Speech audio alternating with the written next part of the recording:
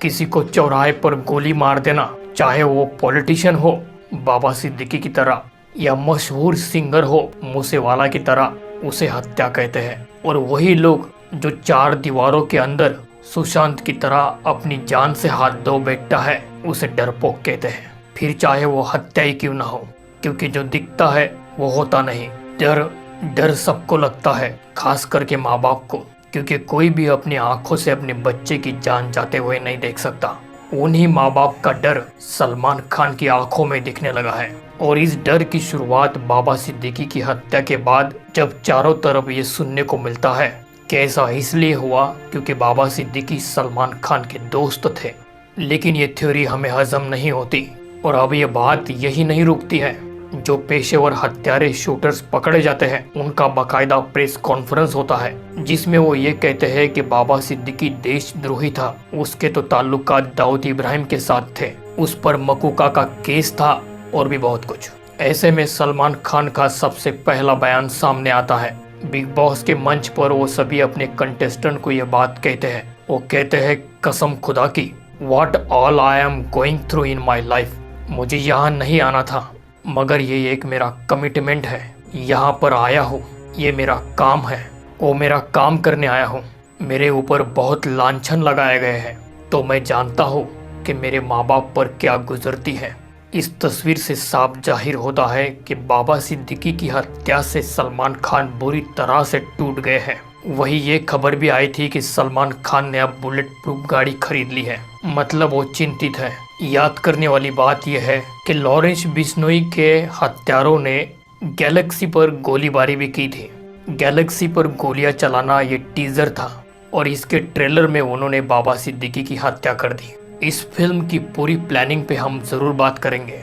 इससे पहले अभी हम बाबा सिद्दीकी की असलियत जान लेते हैं। अब इससे पहले मैं आपको एक बात बता देता हूँ कि लॉरेंस ने ये बात क्लियर की है कि अगर सलमान खान मंदिर जाकर माफ़ी मांग लेते हैं तो हम हमारी सुपारी वापस ले लेंगे और हम सलमान खान की हत्या नहीं करेंगे।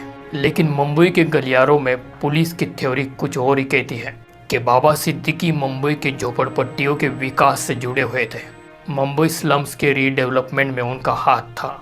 इसका मतलब उनका रियल एस्टेट कारोबार में दखल है बाबा सिद्दीकी का। और ये कई ऐसे प्रोजेक्ट्स में थे जिनसे वो लोग इत्तेफाक नहीं रखते थे। इनसे उनके बिजनेस विरोधी नाराज थे। मुंबई पुलिस कह तो रही है, लेकिन दबे सुरों में, कि इस हत्या के पीछे कुछ ताकतवर लोगों का हाथ है। पत्रकार राजनीश सरदेसाई कहते हैं। राजनीश ने सीधा सवाल किया कि बताइए वो कौन से ताकतवर लोग हैं। पुलिस वालों ने कहा कि राजनीश, बच्चों वाली बातें बंद करो, हर सवाल का जवाब नहीं हो सकता। कुछ सवालों के जवाब ऐसे होते हैं जिन पर खामोशी बरतना ही सही होता है। अब जहां बाबा सिद्दीकी की हत्या को सलमान खान के साथ दोस्ती को जोड़कर देखा जा रहा है, क्या ये छलावा है?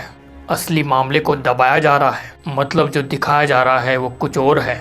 आखिर मुंबई की गलियारों में ये खबर गर्म क्यों हो रही है कि बाबा सिद्दीकी की हत्या के पीछे कुछ ताकतवर लोगों का हाथ है? कौन है ये ताकतवर लोग? ये बात सामने आनी चाहिए ना। और हम ये भी नहीं भूल सकते कि लॉरेंस बिश्नोई का नाम विदेश में होने वाली हत्याओं में या हत्याओं के पीछे प्लानिंग में शामिल है।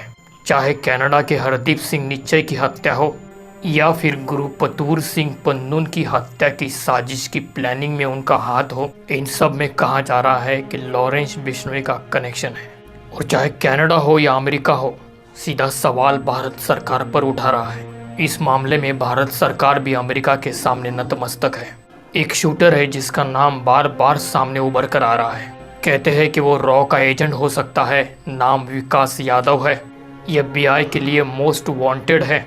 इससे ये तो साफ हो गया कि लॉरेंस बिश्नोई के कनेक्शन बेशुमार है। और इन सबसे भी बड़ी बात, देसी बात, मुंबई में हत्या हो जाती है, उंगली लॉरेंस बिश्नोई पर उठाई जाती है, लेकिन मजाल है कि मुंबई पुलिस लॉरेंस बिश्नोई के पास जाकर कोई इंक्वायरी कर ले। क्यों? क्योंकि गृह मंत्री अमित शाह ने कुछ महीनों पहले ही एक फरमान जारी कर दिया है जिसके तहत कोई भी राज्य की पुलिस हो, लॉरेंस बिश्नोई से किसी भी तरह की कोई पूछताछ नहीं कर सकती। उसके लिए बहुत ही ज़्यादा जद्दोजहद करनी पड़ेगी। ये बात सोचने के बाद आपको थोड़ी अटपटी नहीं लगती? देवेंद्र फडणवीस खामोश क्यों है और बाबा सिद्दीकी भाजपा गठबंधन में है ना, तो मुंबई पुलिस ने बिश्नोई से तुरंत ही पूछताछ करनी चाहिए थी, लेकिन नहीं कर रही है। अगर कहीं संजीदगी से पूछताछ करेंगे तो कई तार खोलते हुए नजर आएंगे, कई चीजें सामने आएगी, मगर लॉरेंस बिश्नोई की पूछताछ पर रोक है। तो ये जो थ्योरी है बाबा सिद्दीकी की हत्या के पीछे कुछ ताकतवर लोग हो सकते हैं, ये सारी बातें इस बात को और भी रहस्यमय बना रही है। इसलिए बाबा सिद्दीकी की हत्या को सलमान खान के साथ दोस्ती से जोड़कर देखा जाना गलत होगा, क्योंकि सबसे बड़ी बात भाजपा शासित महाराष्ट्र सरकार बिश्नोई से पूछताछ नहीं कर रही है, क्योंकि यहाँ हमें यह बात याद आती है कि बाबा सिद्दीकी स्लम रीडेवलपमेंट से जुड़े हुए थे, या फिर बात कुछ और थी, बाबा सिद्दीकी रियल एस्टेट कारोबार में भी थे। क्या उनकी भूमिका थी, उनके जो विरोधी थे, उनके कंपटीटर थे, ये सारी बातें, मतलब जो दिखता है वो होता नहीं, या जो दिखाया जा रहा है वो ये है नहीं, तो फिर वो क्या है? वो टीजर था, ये ट्रेलर है, तो पूरी फिल्म क्या होने वाली है? तो चलिए उस फिल्म की वन लाइन पर नजर डालते हैं। फिल्म शुरू होती है, उसके हीरो मान लीजिए सलमान खान हो, या फिर आप मान लीजिए विलन सलमान खान हो। वो अपनी गहरी नींद में गैलेक्सी में सो रहे थे। 14 अप्रैल 2024 की अर्ली मॉर्निंग, सुबह सुबह 4:55। दो आदमी बाइक्स पर बैठकर तेजी से बिल्डिंग की तरफ आते हैं। बाइक चलाते बंदे ने बाइक स्लो की। पीछे बैठे बंदे ने सलमान की गैलेक्सी अपार्टमेंट के गैलरी पर 5 गोलियां लगा दी। ये वही बालकनी है जहां से सलमान भाई अपने फैंस को हाथ दिखाकर दर्शन देते हैं। गोली चलाकर वो गायब हो जाते हैं। अब सुबह हुई थी कि आमची मुंबई वालों के सोशल मीडिया पर होश उड़ चुके थे। दिन भर सब सोशल मीडिया पर यही डिस्कस कर रहे थे। शाम को कनाडा से अनमोल बिश्नोई ने सोशल मीडिया पर एक पोस्ट डाल दिया। उस पोस्ट में हमले की जिम्मेदारी ले ली और कहा कि यह टीजर था, जल्द ही ट्रेलर लॉन्च करेंगे। ये धमकी कोई गिदड़ बक्की नहीं थी। अनमोल बिश्नोई लॉरेंस बिश्नोई का चचेरा भाई है। ये वही खतरनाक बंदा है जिसका पंजाबी सिंगर मूसेवाला की हत्या के पीछे हाथ था। अब आप ट्रेलर तो देख चुके हो बाबा सिद्दीकी की हत्या से, तो ये टीजर, ट्रेलर और पूरी फिल्म की शुरुआत 1998 से ही हो चुकी थी, जब काला हिरण का शिकार हुआ था। तब से लेके अब तक बिश्नोई समाज इस बात से नाराज है। कहानी कंटिन्यू करते हैं। जल्द ही पुलिस को बालकनी की गैलरी में एक गोली फंसी हुई मिली। 4 गोलियों के खोल रास्ते पर पाए गए। इससे यह साबित हो गया कि नौसिखिए शूटर थे, लेकिन वो शूटर इतने शातिर थे कि चंद सेकंडों में ही गायब हो चुके थे। सुबह सुबह सब लोग सो रहे थे, लेकिन फिर भी मुंबई की पुलिस है, उनके हाथों बाइक की नंबर प्लेट लगती है। उस नंबर प्लेट के जरिए जहां से बाइक उन्होंने खरीदी थी वहां वो पहुंचते हैं। वहां से उनको पता चलता है कि पनवेल के किसी वो फ्लैट में रहते थे। वहां उस टूटे फूटे फ्लैट के ओनर से पूछताछ की गई तो उसने फटाफट उनके आधार कार्ड दे दिए। अब इस पे नज़र डालते हैं कि पुलिस के पास बिश्नोई के उस वीडियो के बावजूद कोई भी ठोस सबूत नहीं था। उस वीडियो में बिश्नोई ने कहा था कि सलमान माफ़ी नहीं मांगता तो मैं उसे मार दूंगा, लेकिन पुलिस ये बात अच्छे से जानती थी कि सलमान खान को पिछले कुछ सालों में बिश्नोई गैंग की तरफ से जान से मारने की धमकियां आ चुकी हैं। नवंबर 2023 में खुद लॉरेंस ने फेसबुक पर पोस्ट किया था, इस भ्रम में मत रहना सलमान के दाऊद, तुझे मुझसे बचा लेगा, कोई नहीं बचा सकता तुझको। फिर मार्च 2023 में कनाडा स्थित गैंगस्टर गोल्डी ब्रार ने उसके मैनेजर को मेल भेजा, कहा कि मैं तुझसे आमने सामने बात करना चाहता हूँ, इसका अंजाम बुरा होगा। जून 2022 में सलमान खान के पिता सलीम खान बांद्रा बैंडस्टैंड पे वॉक कर रहे थे। वहाँ भी उन्हें धमकाने वाली चिट्ठी मिली। उसमें लिखा था कि सलमान का भी वही हश्र होगा जो पिछले महीने गायक सिद्धूवाला का हमने किया। 2018 में लॉरेंस ने पुलिस मीडिया के सामने पुलिस वैन में बैठकर खुलेआम धमकी दी थी। उसने कहा था कि हम सलमान खान को जोधपुर में मारेंगे। अब फिल्म की कहानी तेजी से आगे बढ़ाते हैं। 1998 में हम साथ साथ है फिल्म की शूटिंग हो रही थी राजस्थान के कंकानी विलेज में। साथी कलाकार तब्बू, सोनाली बेंद्रे, सैफ अली खान, सलमान खान, ये सबके सब रात को बिना लाइसेंस की बंदूक लेकर गए काले हिरण का शिकार करने। इस घटना को रात को पूनम चंद बिश्नोई ने देख लिया। इसे देखकर वो बुरी तरह से घबरा गई, क्योंकि काले हिरण को मारना उनकी धार्मिक आस्थाओं को ठेस पहुंचाता है। उसके बाद राजस्थान जोधपुर उच्च न्यायालय में सलमान के 7 बाकियों पर मुकदमा दर्ज हो गया। सलमान खान के वकील चालाक उन्होंने पूरी कोशिश की सलमान खान को बेकसूर साबित करने की। वकीलों का कहना था कि जानवरों की खाल ही ये साबित कर सकती है कि उस पर गोलियों के छेद है या नहीं, लेकिन खाल की कभी जांच की ही नहीं गई। उसमें मेडिकल रिपोर्ट्स भी दिखाई गई। उसमें एक हिरण की मौत का कारण गड्ढे में गिरना दिखाया गया और एक को कुत्तों ने खा लिया ऐसा बताया गया, और ये भी कहा कि बंदूक की गोलियों के कारतूस कभी नहीं मिले। सलमान के दूसरे वकील ने पूनम चंद बिश्नोई से कोर्ट रूम में तगड़े सवाल पूछना शुरू कर दिए, जो कि एकलौती गवाह थे। उनसे पूछा कि गोली चलते समय आप वहां से कितनी दूर थी। अब वो उनसे क्रॉस क्वेश्चन कर ही रहे थे कि दो महिलाएं कोर्ट रूम में चुपचाप अंदर चली आई।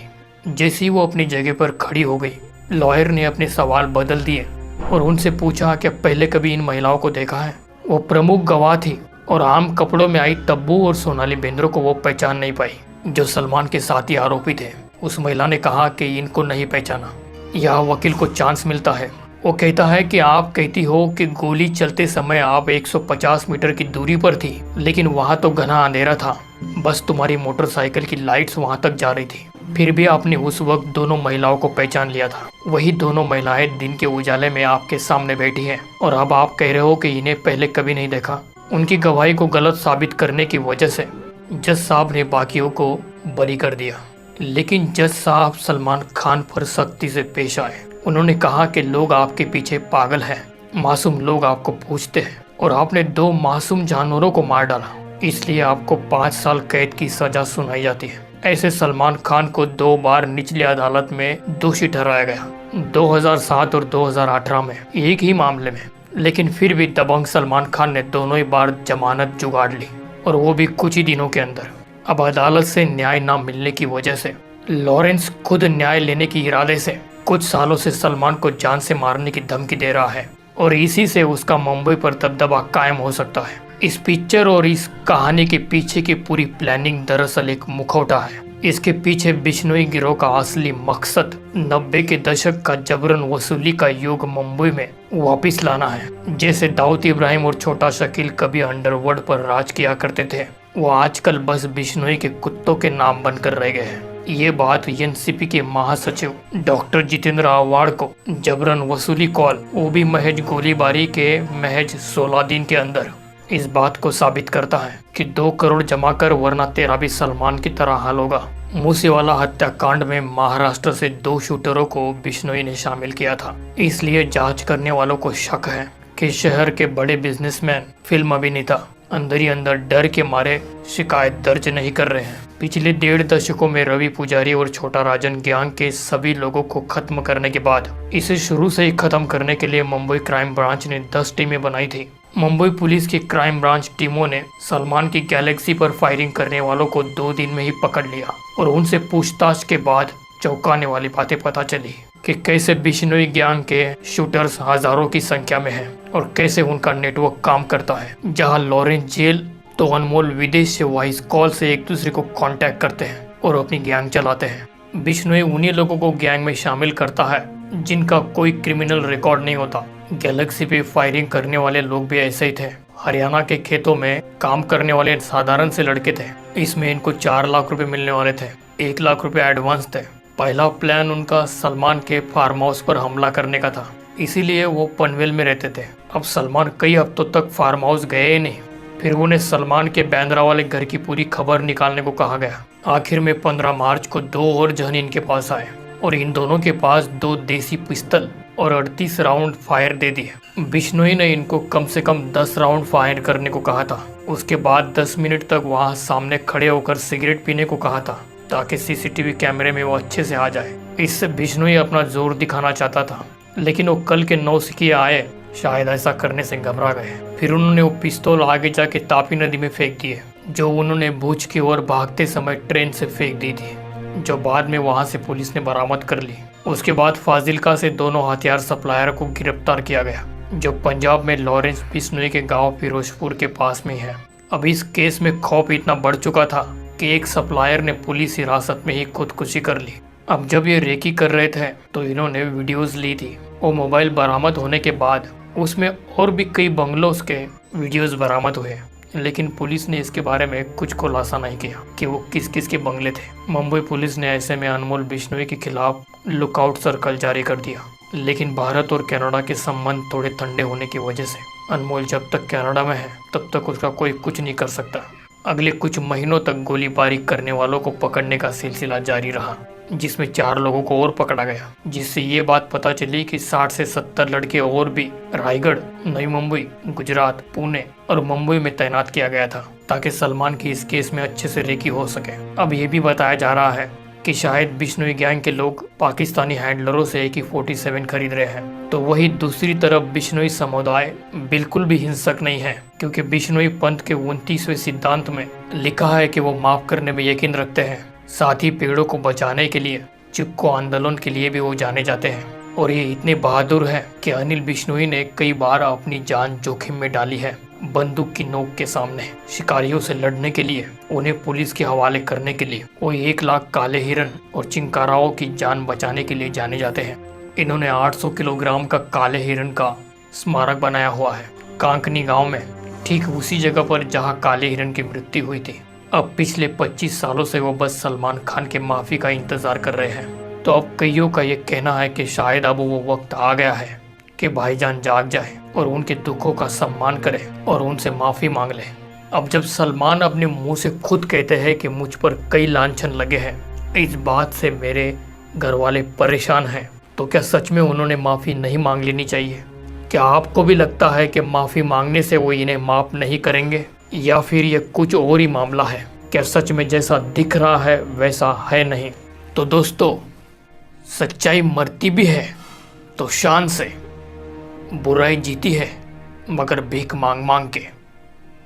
आपको इस बात पर जो भी कहना होगा, जो भी आपको लगता होगा, आप मुझे कमेंट ज़रूर करना। मैं आपके कमेंट्स को पर्सनली पढ़कर उन्हें लाइक करूंगा और आपको उसका जवाब भी दूंगा। तो मिलते हैं अगले वीडियो में। तब तक आप अपना, अपने परिवार का ख्याल रखें, सुरक्षित रहें। धन्यवाद।